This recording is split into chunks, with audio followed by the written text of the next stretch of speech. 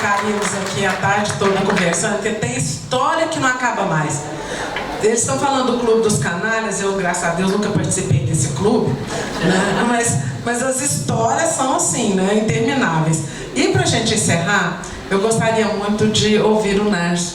Eu deixei você, Narciso, propositalmente para o final, porque foi o patrono desse livro, você que nos ajudou a viabilizar, que teve a ideia de fazer esse livro, né? E nós devemos a você muito, não só pela sua participação, pela sua ideia, pela iniciativa e por ter cavado esses recursos que viabilizaram a edição de tantas obras, a realização de oficinas lá no Festival de Inverno de Peirópolis, como também o concurso cultural da Academia de Letras, mas te agradecer também pelo companheirismo, pela forma como você sempre se portou diante do jornalismo e com respeito ao Jornal da Manhã, e pela sua passagem por lá. Eu deixei você propositalmente para o final, porque eu acho que tinha que fazer esse registro. E eu quero agora te ouvir um pouquinho. Vamos lá? Bom, eu não sei se já é meio-dia, né? Quase boa tarde, né? Gente, oportunidade de emoções, né? Já chorei, já ri aqui, e é um momento muito mágico. Eu não posso deixar a emoção tomar conta de mim sem que eu faça alguns registros importantes. Primeiro, de agradecimento ao deputado Aelton Freitas, que fez essa emenda que permitiu a criação da Via Cultural Ani Bittencourt, né, e que viabilizou várias obras, trouxe a público aí Zé Maria Madureira, né, o trabalho dele, o Farnese, nosso colega de escola também, que publicou livro, esse livro maravilhoso, Jornal da Manhã, um livro que o Chico Marcos escreveu da história do Hélio Gotti, que ainda não foi lançado, também está nesse pacote. Então a gente tem que agradecer a Iná Bittencourt e a família toda pela presença aqui, pela representação da nossa Academia de Letras do Triângulo Mineiro. Essa homenagem, eu tenho certeza, a Ani deve estar muito feliz, né? Ela que sempre foi um agente cultural, a motivar a produção cultural, além de fazer a sua própria produção. Então, agradecer pela família ter emprestado o nome da Ani e dessa forma a gente poder homenagear e reverenciar tudo que ela fez na história, né? Deixar aqui meu ponto de saudade, né? Para Edson Prata, para Jorge Alberto Nabuti, né? Que sinto estar aqui conosco, tenho certeza, né? Que são figuras que participaram da nossa vida. Doutor Edson, eu fui conhecê-lo no momento de fechamento de uma edição, e ali eu percebi o tanto que é importante não misturar jornalismo com direito, viu, Ana? Você que é advogado, né? Você também, né, Gisele? Mas eu cheguei lá, o doutor Edson estava definindo uma manchete, o Wellington, e a manchete era Fúvio Peremptório. Até hoje eu procuro saber o que é a palavra peremptório, mas era manchete de diretor do jornal, dono do jornal. Quem era capaz de contestar naquele momento uma manchete desse peso, né? Fúvio Peremptório. Mas eu quero deixar esse registro, registrar também a ausência aqui hoje do Ricardo Aidar, do tio Mário, que foram figuras extremamente importantes para nós, aquele ambiente que se construiu ali. E eu cheguei de Frutal para morar nos Estados Unidos, né? Morava vizinho da Lídia, no bairro Estados Unidos, então lá em Frutal, falava, estou morando nos Estados Unidos. De lá eu ia todo dia para a minha faculdade, a FISTA, onde estudava com a Lídia, com o Chico, que aliás está fazendo aniversário hoje, e com quem eu tenho a maior sociedade de vida, né? Nós somos avós de uma menina linda que se chama Ana, filha de Caio e Ana Lucília, né? E nós temos a alegria de compartilhar essa parceria de vida. Mas eu queria deixar esse registro das figuras que a gente sente falta, para poder dizer da alegria de poder ter esse encontro, sabe, Lídia? Eu tenho falado sempre, esses dias encontrei com colegas da nossa FISTA e falei, precisamos fazer um encontro, porque realmente a FISTA foi naquele momento um celeiro de talentos, né? E a gente brincava, porque chegava a redação, a Lídia ia para a redação e fazia coluna, Larissa, eu me lembro, e a gente era tudo criança, né, aprendendo a escrever. E o jornalismo foi para mim uma escola de vida, não foi só aprender a escrever, né? E eu tenho no Jornal da Manhã uma escola especial, porque eu trabalhava em jornal semanal desde os 16 anos, e aos 19 fui parar no jornal diário, cuja dinâmica é totalmente diferente, onde eu encontrei figuras notáveis como Maurílio Moura Miranda, que comanda o futebol, né? Aquilo era uma coisa, conviver com essas figuras ali. Esse dia a gente estava falando do êxito do chat GPT, né? Que hoje é usado por todo mundo.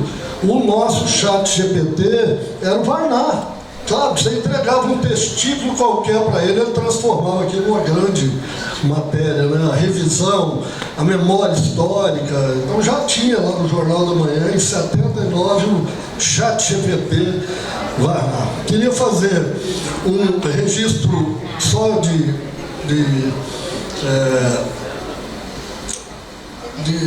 alegria, né, das convivências que tivemos lá. Na redação, todo mundo detestava o Anderson, né, porque ele era o homem que ganhava dinheiro. E aí a gente ia para o boteco e todo mundo dizia: gente, esse Anderson sequer lê o Jornal da Manhã. Eu falei: mentira, eu vou defender o Anderson. Tenho certeza de que ele lê o jornal diariamente. E tenho provas. Tanto que ele lê o jornal que ele só procura os bons textos do jornal para fazer as mensagens comerciais dele. Procurava só os bons escritores da redação. O exemplo maior é o maior texto de Uberaba, Tarsis Bastos, né? Coisa que pouca gente sabe. O Nárcio veio de Frutal, onde já trabalhava com o Paulo, grande jornalista Paulo Goulart, fazendo o jornal Esquema. Paulo, fatidicamente morto, né, Nárcio?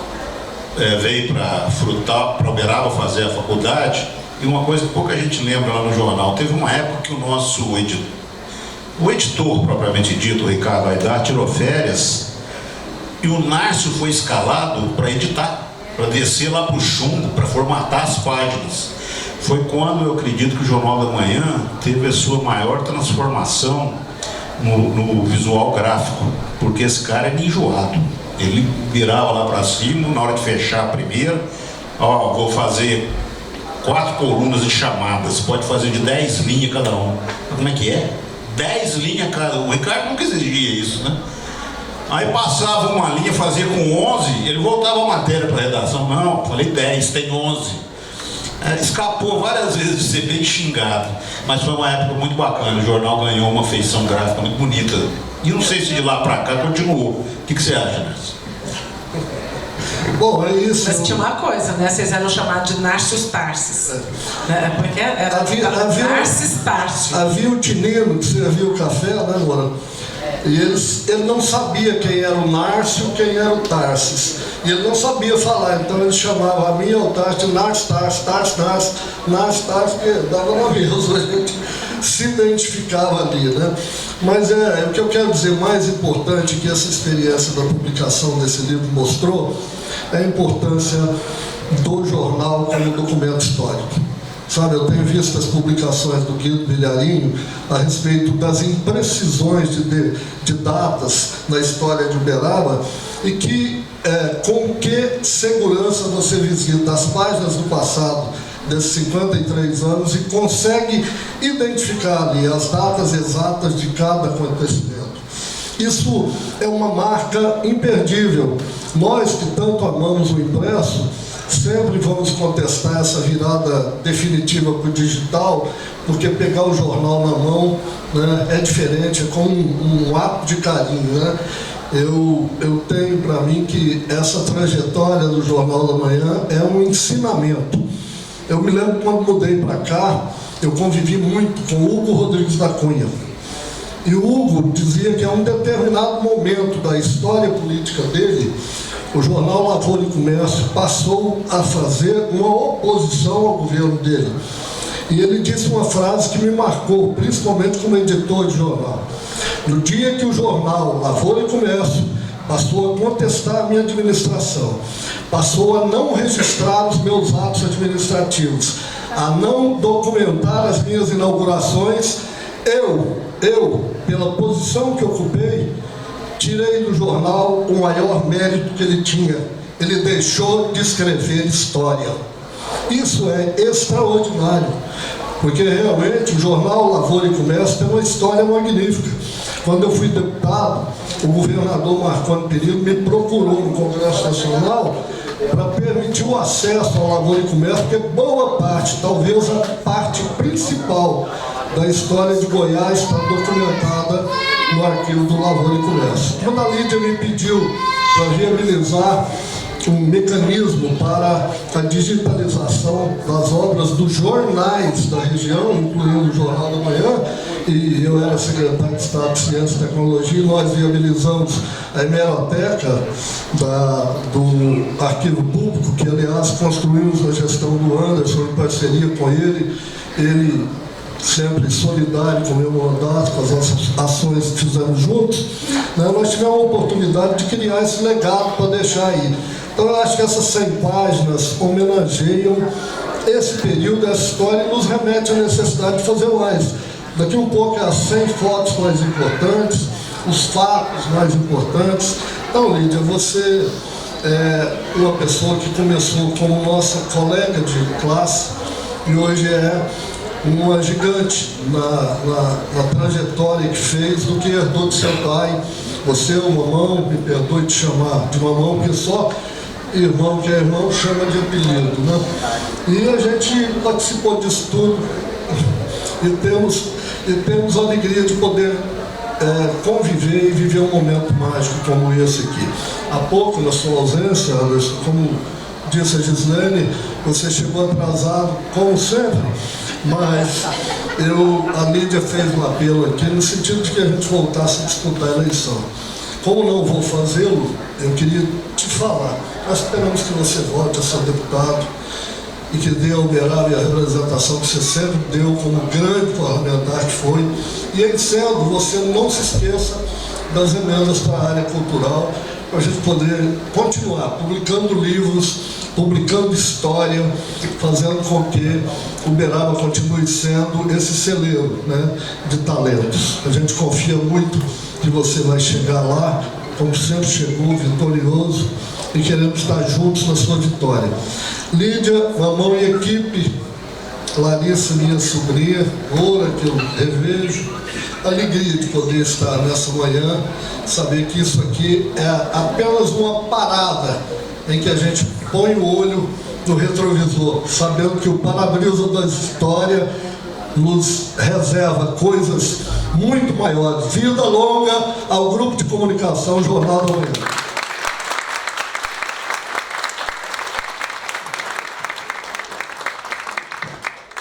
Vai lá, Wellington. Eu só queria, para deixar aqui de minha parte, né, dizer que quem faz noticiário, sobretudo noticiário político, né, a gente nem importa com xingamentos mais, porque todo dia alguém te xinga. Todo dia alguém te xinga, né? Mas entre o ser xingado e ser ameaçado, há uma diferença muito grande, né? E eu nunca senti tanto medo do jornalismo quanto na época da Gislene. Porque a máfia não costuma matar o cara que a contraria, mas o parente de quem a contraria. Eu sou primo da Gislene, né? Gente, nosso horário tá no fim. Nós vamos continuar o papo lá embaixo, né? E eu quero muito agradecer a todos vocês que estão aqui conosco hoje, dizer que tantas histórias foram não apenas registradas como vividas por nós. Eu estou vendo aqui o Denis, estou vendo a Indiara e tantos outros companheiros que participaram lá do Jornal da Manhã conosco, o Tisha, as meninas do comercial, o Paulão e tanta gente que fez tanta coisa boa pela nossa empresa, né? E também... Deixa eu roubar o encerramento da Lídia aqui, ela vai falar, mas é que eu esqueci de uma coisa preciosa. O Jornal da Manhã, na história do jornalismo, é o único jornal na área comercial, o Anderson vai dar esse testemunho, que teve um contato, chamava Zé Renato Gomes, que fazia visitas aos comerciantes em Landau. Então é uma pedra preciosa do jornalismo. Eu queria dar um abraço ao Zé Renato, que também foi nosso companheiro. Registrar que o Zé Renato não está presente, porque ele teve um compromisso fora da cidade. E também tio Mário Acamado, o nosso querido amigo também, o Paulo Nogueira, tantas vezes citado aqui. O Paulo Nogueira está hospitalizado e não pôde comparecer. Então peço a vocês, né, que lembrem-se sempre deles com o maior carinho, como nós também vamos nos lembrar, e dizer, Larissa, que a responsabilidade agora é sua. Tenha juízo, muito juízo, porque é disso que a gente precisa, né? E sempre, juízo não vende, a gente adquire com a idade, com o passar dos anos, né? A Joana, que está aqui também, nossa repórter bacana lá do Jornal da Manhã, e toda a equipe.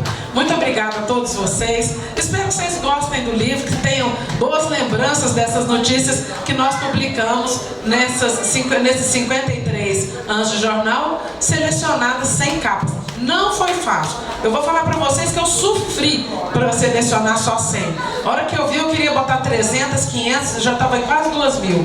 Mas muito obrigada também a todos vocês por terem participado conosco nesse dia. E um abraço muito especial para a ID, do melhor bom dia do Brasil, que até hoje eu sinto falta.